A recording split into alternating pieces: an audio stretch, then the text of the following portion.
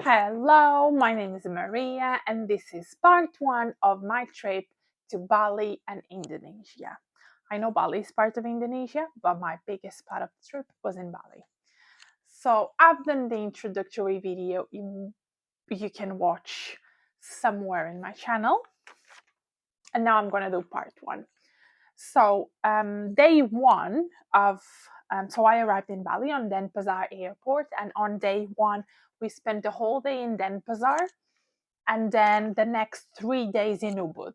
So in this video, I'm going to talk about what I've done in Denpasar and what I've done and what I recommend doing in Ubud, Bali.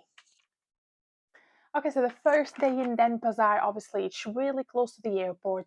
The city closest to the airport is Kuta, which I haven't seen, but people say it's really worth to see. So I might want to check that because obviously I went to Indonesia for 3 weeks.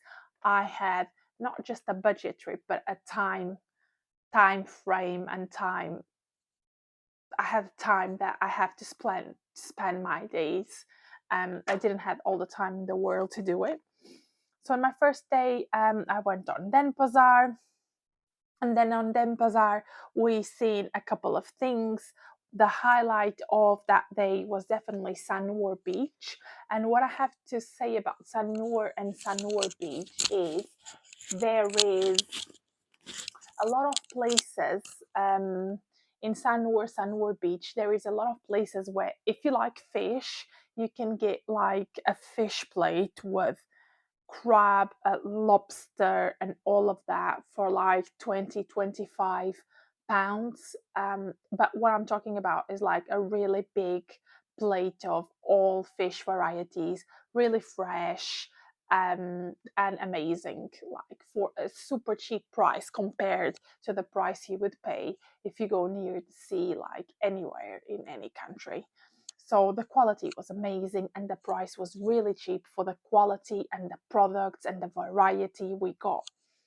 So I definitely recommend that. Having a really good lunch. If you like fish, definitely go for a fish plate in Sanur. And also Sanur Beach, some people say it's one of the best beaches in Bali.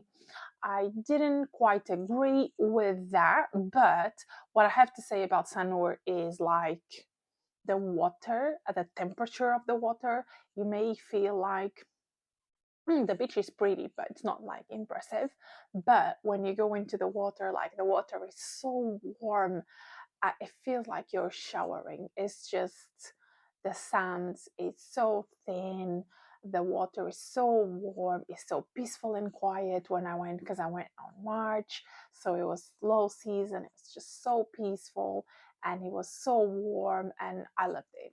I loved the day, to be honest. I really did. So I definitely recommend the beach just because of the quality of the food you can get there. The environment is so relaxed. There's really nice cafes, bars, and restaurants. So you can definitely spend a really good day there. And if you're like a swimmer like me, and if you love the water and you're a little fish, you're gonna love the beach too. And so on our first day after Denpasar, we went on Ubud and we spent 3 days on Ubud.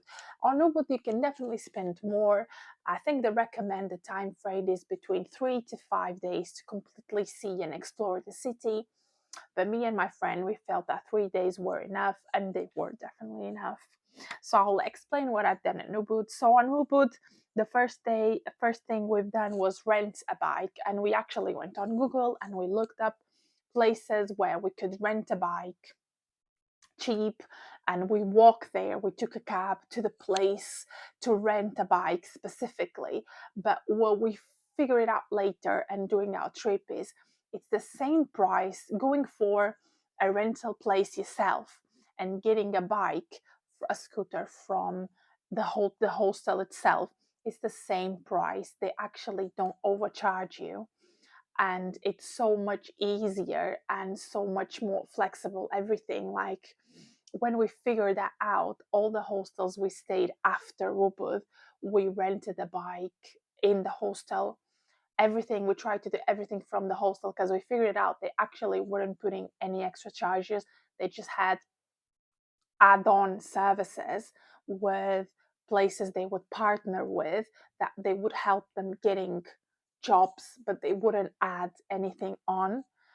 So it was the same price. So we figured out they were being so stupid and trying to find and losing time, wasting time, going for and looking for these places to rent bikes where you can actually just go on the reception on your hostel and ask them if they have bikes available to rent and if they can get you one, and they can do that easily. With bikes, I recommend if you want to bargain with bikes, because in Bali and Indonesia, like I said in my previous video, you can bargain absolutely anything. With bikes, you probably won't get away with it because it's already cheap anyway. But if you still want to bargain, you can do it if you rent the bike for more than 2 days. Like if you rent the bike for 3 days or for a month or whatever the length of your trip is, you can definitely get a better price depending on how long you're going to rent it, because they made the price by day. So usually it's around 100, it's around 70 and 110,000 rupiah per day. That's how much, so you're aware of how much it is. That's how much you would spend. Okay, so we rented the bike. It was the last time, like I said, last time we actually physically went somewhere to rent the bike. After that, we always rented from the hostel. And then we actually met this lovely lady in our first night. And so I was asking her if she would recommend any nice place to have like a really nice breakfast or like to eat. And she said, so I was really craving those balls that you see all over Instagram, the fruit balls with yogurt and the amazing fruits, and they're like gorgeous. They're big and all colorful and with so much variety of everything. And she recommended a place called Bali Buddha. And oh my God, I can't definitely recommend that place enough. It's amazing. So it's in Ubud and it's called Bali Buddha and it's amazing. Like, I can't recommend it enough. You can definitely get those big, huge, beautiful balls. You can get Western breakfast. There's so much things you can get there. Everything is organic, is fresh. They take their time to prepare because everything is fresh.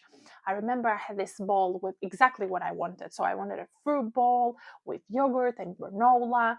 But I remember even the yogurt was handmade. So it was coconut yogurt, but it wasn't packed. So they actually make the yogurt, and I just love the place. And then the cafe is in the second floor, and in the first floor you have like a little store with organic cookies, cakes. Oh my God, I just love the place. It's definitely worth a visit if you're in Ubud. And then we decide also another tip. So there's so many advice and so much stuff that you can learn from other travelers if you're willing to make those connections, if you're willing to talk, and if you're willing to be open to make those connections are there for you. Because other people, if they're staying in hostels, they're most likely, or they're likely, also want to create connections and make friends and all of that. So don't shy away to make that first contact, because they're probably expecting that from you in the first place. So another advice she gave us was, because she's been in Bali before, whereas for us was our first time, and she said in Bali the biggest trick and tip I can give you is do everything and see everything in the morning. Like if you want to avoid crowds, if you're like me and you don't like to see a lot of people everywhere and a lot of tourists everywhere, try to do so. You have your itinerary and you have your plan for the day, but try to condense as much as you can in the morning.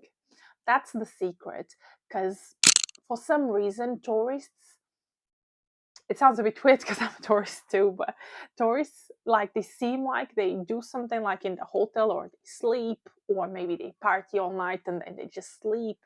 And you can't see many during the morning. That is a fact. And I've seen that throughout my travel in Bali. And in all places, I followed this advice and it went super well. And I'm just advising you back, because try to condense your day and do as much as you can in the morning, and then like have a free afternoon, go to the hostel early in the afternoon instead of like doing nothing in the morning or like hanging around in the morning and then doing your stuff in the afternoon, getting in the hostel in the evening. Just do the other way around. Just get to the hostel early, and then if you get a hostel pool, you can still hang around in the pool having a chill, because it's definitely worth it to try to condense as much as you can in the morning where there's less for some reason. And I definitely, it's not an advice that it's applicable in Europe. There's people at all times everywhere, but in Asia it definitely works. In the morning there's less tourists, so you can get around way easier. There's less queues. It's not as hot. I would 100% recommend that tip.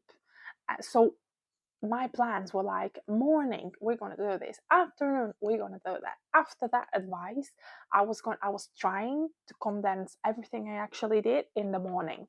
So same thing. So the monkey forest sanctuary, where I had to do for my second day, for my first day in Ubud. Yeah, for my first day in Ubud, I was like, we're gonna have a free morning. That's literally what was in my Google Doc. We're gonna have a free morning, going around chilling, and then in the afternoon we're gonna go for the monkey forest. And I changed everything after she obviously told me that. And then we went and we saw the monkey forest in the morning. So I used to wake up like 7 o'clock, like having really early mornings. It's really nice and quiet and beautiful with the birds chirping, and you're in holiday mode, but you're like trying to take advantage of everything. Oh my god, I love Bali. That's another video I have to make in how spiritual Bali was for me. But that's another video. So going back to Ubud, we did went for the monkey forest sanctuary in Ubud in the morning, and it was incredible. That place, it's incredible. Definitely worth a visit, and definitely worth the money and everything. It was too hot, so after the visit we had like a coconut water. I had so much coconut water in Bali, and in Indonesia it's insane how much coconut water. It's so cheap, and it's like so much hydrating than drinking plain water or still water. And yeah, it was the first coconut of my life, and I just got addicted, and it's so good. I mean, try to get if I'm giving you a tip with the coconuts, try to get coconuts that come from where people place them in the chiller, the fridge, because fresh is so much better. Sometimes they don't, sometimes they get you like from the floor. Always ask if they can give you a chilled one, because in the hot, like with the hot, it's just so good, so refreshing. And then after that we went to Ubud Market, Ubud Art Market, and Ubud Palace. So we had a really nice breakfast in Bali Budam. Then we went to the monkey forest sanctuary in our bike. And then another thing with bikes, petrol is so cheap. Like the petrol you get for the bikes there, it's called Petrolite, and you can literally find it everywhere. Like you don't need a petrol station. There's people like selling the little biscuits with a Petrolite station like near the biscuits, and you just think, my god, this is so dangerous. Like it's literally fuel and near biscuits in a place like, I don't know how this happens, but yeah, you know, less developed countries, I guess, they don't have as many safety rules as we do, but it is crazy. But you can literally find it anywhere, and it's really really cheap, the petrol, like really cheap, the petrol. So don't worry about the petrol, and don't worry about like running out of gas and don't have anywhere, because you're gonna find it in the way. I swear to you, there's so many Petrolites little stations everywhere. Then we went to Ubud Market, Ubud Art Market, and Ubud Palace. Actually, Ubud Palace, it's a temple. It's called Ubud Palace, but it's actually a temple. Temples in so Bali, it's mostly, I think 90%, 95% of the population is Hindu. There's a small percentage of Muslims, but the biggest part of the population is Hindu. So it's really interesting for you to, while you're walking in Bali and experiencing Bali, to really take in their religion. So Hindus, they believe in giving as a form of receiving as well. So we just had so many experiences where people would give me stuff without asking for anything in return, Like I remember it was super hot. We were waiting for our rental bike, like we were in the sun, and then this lady came out of nowhere. She gave us like two little seats for us to sit, and I was like, do you want any money? She's like, no, no, no, please sit, it's really hot. And so people just they just have a really good heart, and it's in their religion. So traveling in Asia as a female solo traveler, traveling with friends all over Asia, it's completely safe, and it's safe to do so. And I do believe that part of this it's due to their beliefs. So especially with Hindus, they do believe in like helping others and giving as a way of receiving, and that's something I've seen a lot in my life as well. You need to give to receive. And so they feed the gods in the morning, they feed the gods throughout the day, and they thank the gods with offerings throughout the day as well. And so after like 2 or 3 days, I started myself as well to thank the gods for the food, to just be so much more appreciative of the things I was having, the experience I was having, and really embracing the whole culture in you. So there's a lot of, every house has a temple, and everywhere there's big temples. And so you can really see, and you can see like inside the cars, there's always something that they do with like leaves, and they put money and they put flowers and they do their offerings. And basically, they've put it in the car to ask the gods for good drive. They put in their kitchens to thank the gods for their food. So they thank for everything, and they do it ritualistically. They also use them sticks, mirror sticks. I don't remember the name of those sticks that you put to burn, and they smell. And so you can really smell incense. I think it's incense. I'm not sure, but I think that's the name. And you can smell it. You can see people with their offerings all day long, walking like in the sideways, and really embrace that culture, observe their culture, take their learnings. Yeah, I feel that obviously when you're traveling, it's not just the places you go, it's the stuff you see, it's the stuff you experience, the stuff you absorb for yourself. So that's one of the things with Bali, their culture. And then with Ubud Market, Ubud Art Market, and Ubud Palace, well, I have to say, so Ubud Market is a perfect, and Ubud Art Market, they're like together, interconnected. So you have this big place where you have the market inside, and you also have little stalls all over the street on the sides. So you can literally go and have a walk and get yourself in there. It's definitely the best place probably you want to find in your whole trip, where you can get um, your souvenirs for your friends, for your family. There's definitely loads of stuff there, and bargain. You have to, because they're gonna ask you way more than what you should. So it's Indonesia and Asia are also really good places to get like um, fake branded like bags with really good quality. So if you're into those kind of things, that's a really good place to get it, because they're really good quality and they're like perfect imitations. Some people get them as souvenirs as well. Bargain. And then in the end of the night, we went to a fire dance show, which is very typical. There's a lot of dances, like traditional dances in Bali and in the culture. And so actually those dances happen inside of the temples. So you buy a ticket.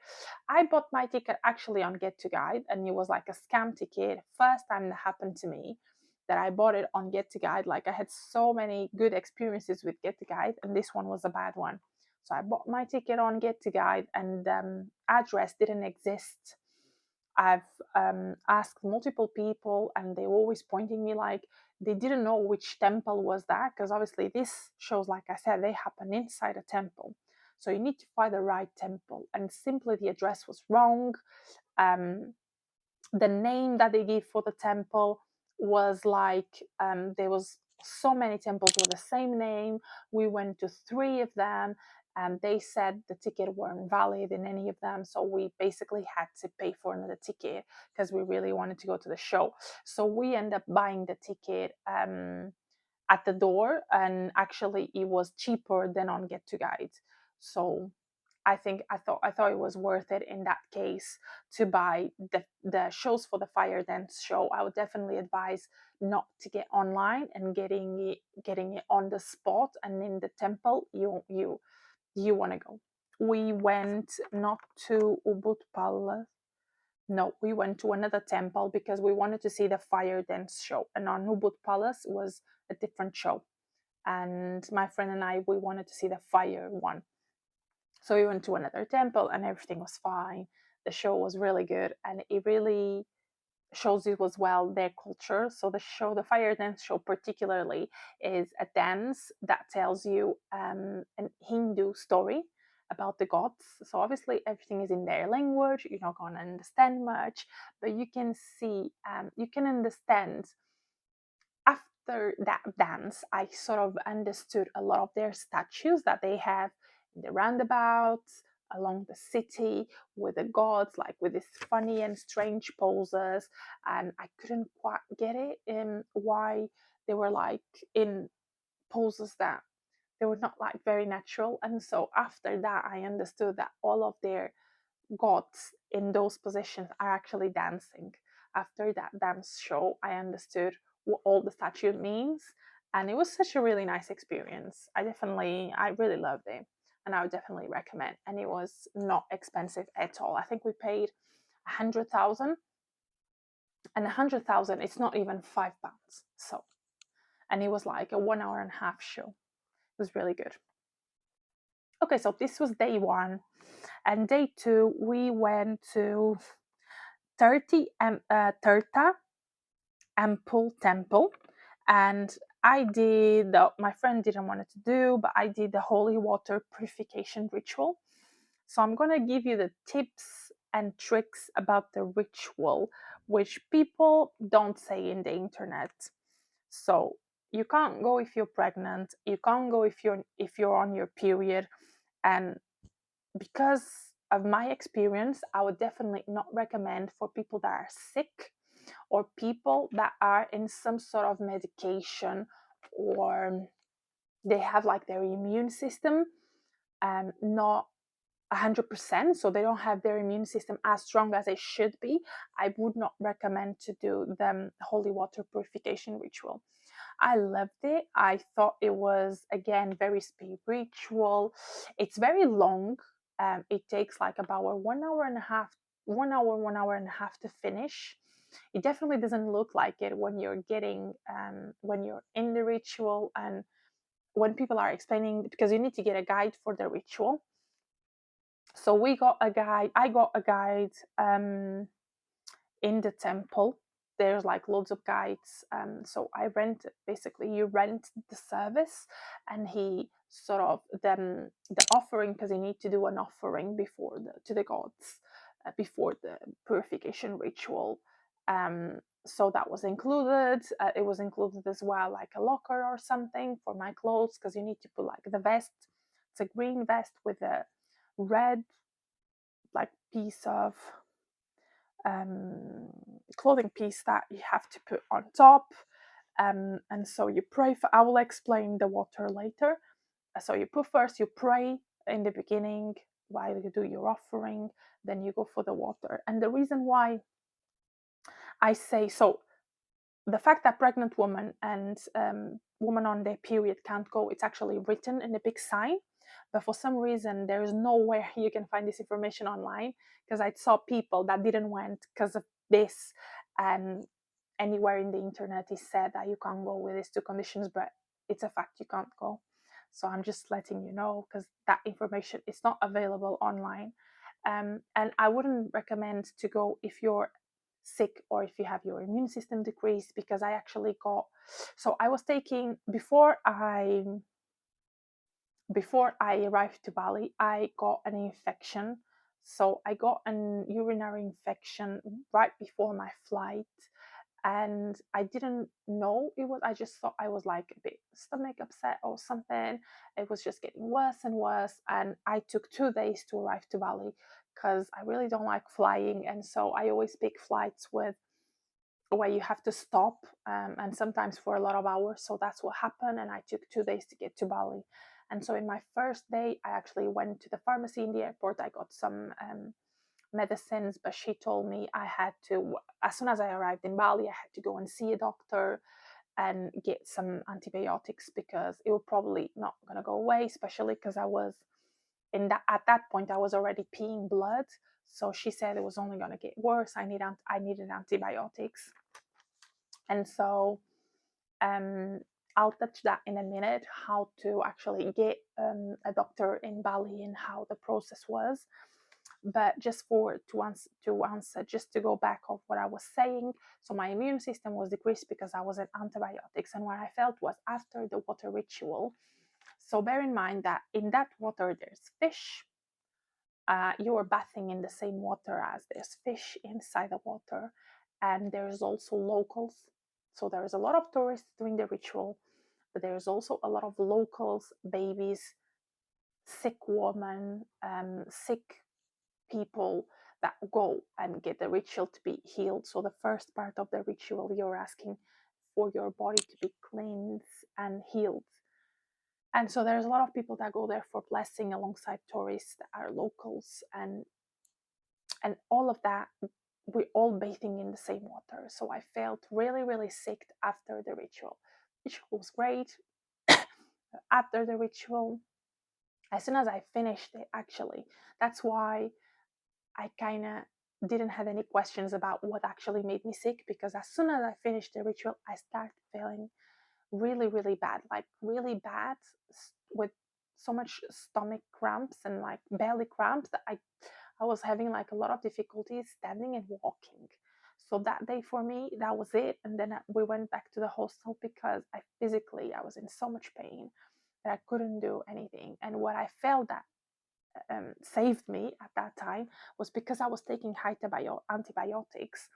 And so I already had taken the dose for the day, but I just decided to double the dose because I felt like in my mind, if there was some sort of bacteria or something that got inside me, because you're in the water with all those people, and maybe the antibiotics will kill that too. And thank God, that's exactly what happened. So I double dosed myself on the antibiotic, and that completely took my pain away. So I knew that something was inside, something was going on.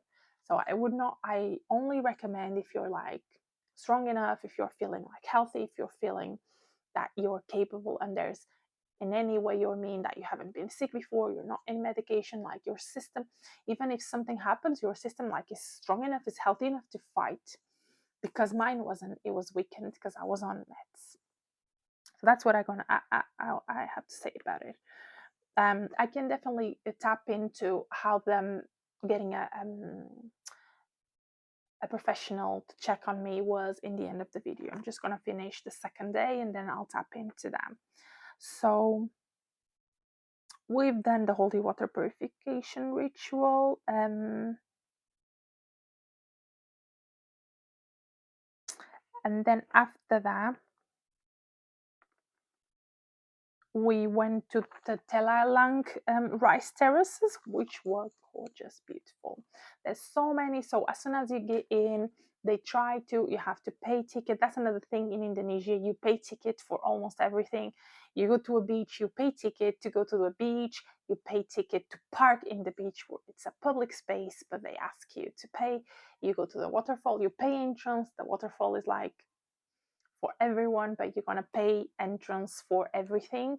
And I saw some really upsetted, especially when I went to the waterfalls, like the day after this one, I saw like people really upset because they were paying a ticket, whereas you can just walk in and tada, the waterfall is gonna be there. But I actually found it profoundly disrespectful with these people.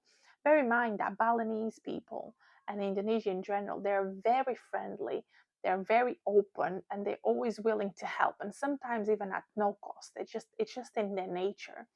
And so they're opening their country to you, they're treating you like royalty, and you don't want to pay. In that case it was 100,000, so it's not even £5 to see 3 waterfalls and bath in their pools. And so I thought like, okay, but it's not it's a fair price anyway, and you're gonna help these people, because these people, they don't have our westernized jobs. They don't work in IT, they don't work in finance. They live on tourists' money. And we have to be, I felt like we have to be mindful of that. We are the ones giving them their salaries and their way to live. So this is the price to pay. You're coming to their country, they're welcome you, but you have to pay because that's the only way they get to continue to treat the tourists right, and um, it's their way to feed their families. So I felt like it's fair enough, and I paid, but I saw tourists that refused to pay, and they got really really upset, and I felt like I got distressed myself because I thought that was really really unfair for £5, which for us it's not a lot, for them it's their salary. So are you not willing? And I heard from other people in hostels that when you go to Thailand or other countries, this happens everywhere, all over Asia. It's not just in Indonesia, and in other countries such as Thailand, which I haven't been yet. They actually charge you way more. So in Bali, what I've heard is they're going to charge you for everything, but it's a fair price. It's not a price where they are overcharging you or they're like scamming you in a way. They're taking a lot of money out of it. They actually made it a fair price for both parts. So I felt that was disrespectful. And so in Delalang Rice Terrace, we did pay the entrance fee, and we also they always trying to. So you can pay the normal entrance fee, which is really cheap, and they sometimes they gonna ask you if you also want to go on the swings, and they try to like upselling you straight away. You don't have to, because you can pay the normal price and you can say no to the swing, and then even if you go down and you see the swings and you decide that you want to go, you can just go there and pay the swing there. There's no problem absolutely whatsoever. So it's really the rice terrace is a really good walk.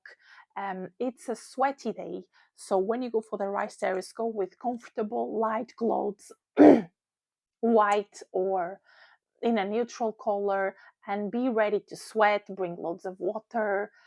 You can obviously just stay in the little cafes enjoying the view. I did that. I also walked around where there's so much to walk around, and it's a bit steep, and you go up and down. And definitely bring your shoes. Don't go with flip flops. Like, I definitely advise to go with your sneakers or trainers, whatever you brought with you, and just go around. And actually, another thing about swings is so big on Instagram, but in Ubud and in a lot of places in Indonesia, you can get swings in the majority of fields. If there's a field with a view, there's a swing.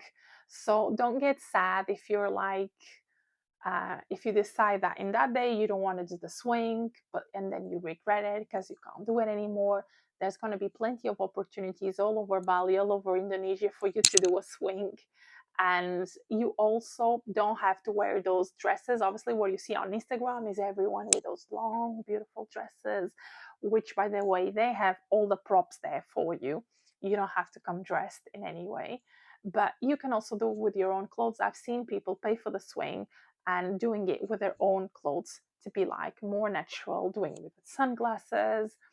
And to be honest, I haven't done it because I felt it was a bit um, a fake photo, and there's plenty of good spots in the rice terrace for you to take a really good photo shoot. I had plenty of photos, amazing, that I took in the rice fields, in the rice terrace by myself, and my friend took me, and they're like great pictures. So there's great spots where you can take amazing pictures. You don't have to go for the swings or for the nest bird, because there's like loads of things that they make just for photos. Their business, obviously. But if you want to go for the swing, it's not expensive, and you can go with your own clothes if you feel like you don't want to do the dresses or you don't want to use any of the props. And after that, we went to Yoga Barn. So Yoga Barn, it was amazing. Yoga Barn is really well known. It has a garden cafe, like the name says. It's a place where you do yoga, workshops. Bali is, if you're into yoga and spiritual practices, definitely Bali, Indonesia. It's a wonderful place for you to explore all those practices. And Yoga Barn is just you have to pay it a visit because it's definitely worth the visit. The place is wonderful. It's beautiful. It's there's multiple yoga studios all over the yoga barn. It's not just one big studio. There's multiple studios everywhere. Then nature around, and then a cafe, and then a place to sit, and then a store, and then it's just you have to go through the nature to find the studios. It's really wonderful. It's well, whoever designed the space managed to do a really good job. uh, and by the way, there is yoga at every time of the morning, every time of the evening, and every time of the afternoon. So if you feel like, oh, I really wanted to try yoga, if you never tried, or if you tried and you want to do it in Bali, but I won't have the time because I'm going to be exploring this or exploring that or doing this or doing that, there is time because there's definitely a yoga class every time of the day, every day. So you definitely should try, and there's going to be a class. And yeah, multiple class. I have that question as well because I was like, yeah, but like I'm traveling, like I can't just go and like walk in. Well, you can. There's literally a walk-in fee, and so you don't have to like do any sort of subscription. You can literally just pay and say, I want to do this class, and they're gonna ask you. They just, so they call it like a walk-in class. You just literally you walk in and you want to do that class specifically. They're used to that, and there's prices for that as well. So don't worry like about the planning or the stuff you want to do. Most of the stuff you can just go pay and go for it. You don't have to worry about doing it in advance.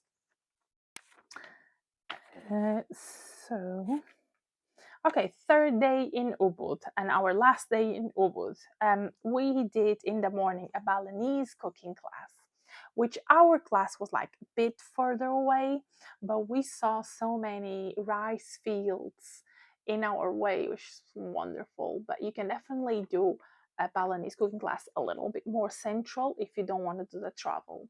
But I feel like going in a scooter in Bali, it's an attraction in itself because you see so many things like in the way you get the chance to absorb their culture, their ways, the way they speak, they talk, they interact. You see so many people like going and feeding the gods within their little temples, rice fields, workers like, especially when I was going to the cooking class, we saw a lot of those workings doing the carvings, the carvings for the temples and stuff. So I felt like I was going to the cooking class, but I was actually observing already an attraction on its own, which is going around Bali with your scooter, exploring, going for it. Okay, so in the afternoon, we went to the waterfalls. Really good. You in every waterfall you go to Bali, the majority of places have more than one. So the price of the ticket, I feel like is very fair because you pay like to go to one waterfall, and there's always in the same spot there are like loads of waterfalls included in the same ticket. And also there's always place to swim, and it's wonderful. Like swimming near a waterfall with fresh spring water, it's really really something else. And then lastly, we did Criteria Ubud by Alas Haram, which is again all over Instagram, all over all the itineraries.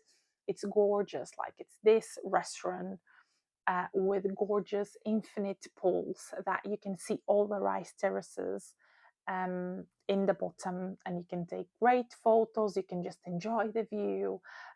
It is pricey, but the trick here is you can get something cheap from the menu and they still let you enjoy the pools. So if you're on a budget trip, don't worry, just get something cheap and go and enjoy yourself. So that's it, our 3 days. I did say that I was going to talk about how it is to get medical care in Bali. To be honest, I was a little bit scared. I definitely recommend to get a travel insurance. Actually, I probably can't recommend it enough. Getting a travel insurance in Asia or outside of, I live in Europe, but outside of your continent, of your space, you have to get a travel insurance. I've seen so many people online saying, obviously, when you're planning for the trip, you research a lot. And on my researches, I found so many people saying like they actually ended up in hospital for a week or something. And then obviously you're tourists. So tourists have tourist fees and tourist prices, even in healthcare, or especially in healthcare. And so I got people that pay like $3,000 for a treatment in Thailand and stuff like that. And if they didn't have travel insurance, they wouldn't get that money back. And so definitely recommend the travel insurance. The one I've done is Safety Wing. There's loads of travel insurance online. Please get yours because you never know. I got antibiotics on my first day, like I mentioned. But after that, I got an allergy, I got a herpes, and I got another allergy, and then I got food poisoning. So my whole 3 weeks in Bali, Indonesia, yeah, I got a lot of stuff. And so it's definitely, I only actioned the insurance that first one time they actually had to pay for the doctor, but the other times I just went to the pharmacy and they gave me the medicine. But you never know, and because you never know, always better to be safe than losing an amount of money that can be significant. And when it comes to healthcare and they know you need, there's no bargaining. That's the price, and you can't say no because you need the service. You can't just walk off. And so in my case, in my first day in Denpasar, when I decided to go for a doctor because it's Denpasar, so it's not as touristic as Canggu, Ubud, and all those coastal places. It's not as touristic. It's just the place majority of people go because the airport is nearby. It's not a destination place. Or a place that comes in itineraries. So there wasn't a lot going on, especially on the hostel I was. And so I saw online that you could get a doctor 20, there's like a service in Bali, in that area, that you could get a doctor to come to your hotel or hostel or whatever, and they basically the price included the doctor to come to your accommodation, and then you had obviously all the exams necessary and medicines and everything was a part, but like the consultation fee would include the dislocation. So the consultation itself was 500,000, which was like almost $30, the consultation itself. And then for the medicines, they wanted a lot more. And so what I did was basically I've called the doctor and she had all these medicines and antibiotics she wanted me. I actually found the quality of the service was amazing. So she was really, it was a doctor, it was a female for me. And she was so concerned and she was really interested in explaining why that was happening to me. And it was the first doctor, actually. I had so many urinary infections before. No doctor actually wanted to do a culture on my urine. So she did. She wanted to know exactly what bacteria was, and she explained how these things happened. She was so cautious and she was so knowledgeable. And I was really impressed with the quality of the service I received, which I wasn't expecting it from a less developed country. But obviously, they have universities and everything, so it could be just me that wasn't aware of that they have actually a really good healthcare system. So she explained that to me. She prescribed like 5 medicines, which was my first time as well for a urinary infection. She prescribed antibiotics. She prescribed omeprazole for the stomach. She prescribed a probiotic. And so she was really like trying to take care of me as much as possible. And so for the prices of the medicines were a different price. So they wanted 1 million or something like that for the price for just the medicines, and which was not included in the price for the consultation. So I decided that the prices on the medicine was like a bit of a scam. I felt like the consultation was 500,000 and then the medication is 1 million, and so I felt like this couldn't be. So I felt the medication was too much. So I've asked her to write me a prescription, and I would physically go to a pharmacy. Obviously, it would be way easier if I would accept the price and she would give me the medicine straight away because she had the medicine with her. And I said no, and she was trying to convince me that the medication in the pharmacy was going to be the same price. So I was actually wasting time, and I had to go and looking for a pharmacy. But I was very firm that I wanted to go to a pharmacy, and actually that paid off because I think I paid like 1/3 in the pharmacy of what she was actually asking me. So I saved a lot of money in that. Amen. It was a really good choice because she was definitely overcharging me. Like, there's no way an Indonesian people get sick, like one of their locals go to a pharmacy and paying 1 million for medication where their salary is like nothing. So I definitely wouldn't buy into the medication bit, and I got it for myself. But all the medication and everything really, I mean, it cured me, everything she gave me. So it's really effective. I didn't need like follow up or anything, but she was always following up, asking me how I was without extra charging me. So I was really happy with the service I've got. How easy it was. I literally typed GP centers and stuff like that. From the place I was really far, and I didn't really know if I could just because the lady in the hostel was like, yeah, you need to go to a hospital. And I was thinking, if I go to a general hospital, I'm going to be there all day. So I'm going to lose 1 day of travel. So I felt like it was worth to call the doctor. She would solve the issue like in an hour or so because they're really quick because you're paying such a high price for them that is the service is really quick. So she took, as soon as I said that okay, I want to be treated by your company, they basically got me the doctor in 40 minutes. 40 minutes, like 40. It was super quick. She did a consultation and everything, and it was done and dusted in 1 hour. Whereas if I was in the general hospital, which is something that you can do, you're going to be there probably all day because I had like an infection. It wasn't something that they would put me forward. So I've seen in other places like Nusa Penida or Lombok, there's loads of GP centers, and some of them says like tourists allowed, but you can basically walk in any GP center or hospital, just like you do in your country. Just be aware that you're gonna pay for every single thing, and if you have a travel insurance, make sure that everything that can happen to you is gonna be covered by the insurance, and you're good to go. No worries. So that's it for my part 1 of this video. And in the second video, I'm going to talk about what I've done in the rest of my days in my 3-week trip to Bali and Indonesia.